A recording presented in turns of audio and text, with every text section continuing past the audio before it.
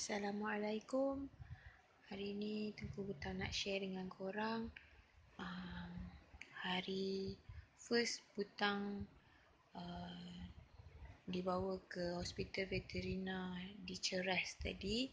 Pagi tadi pukul 7 dah gerak daripada rumah sampai sana tepat-tepat 7.45. Baru je buka klinik hospital veterina tu. Then bawa Butang pergi buat rawatan. Ini Butang tengah tak sedar ni tau, kena abuse tadi. Dan doktor tak bedah, cuma doktor keluarkan darah yang berkumpul dalam pundi kencing Butang. Dan kita dengan ni dia akan buat dia macam ni. Sekejap ya.